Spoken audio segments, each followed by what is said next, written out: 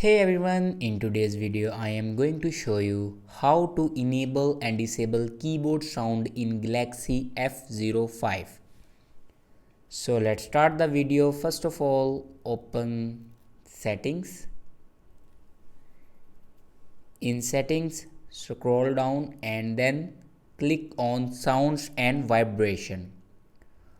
After clicking on sound and vibration, you can see the option system sound.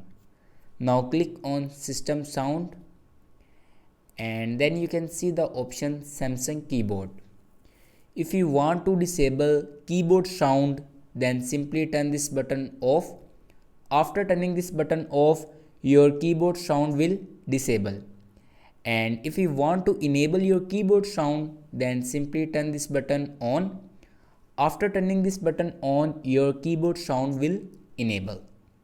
So this is the way to enable and disable keyboard sound in Galaxy F05. I hope this video is helpful for you. Thanks for watching.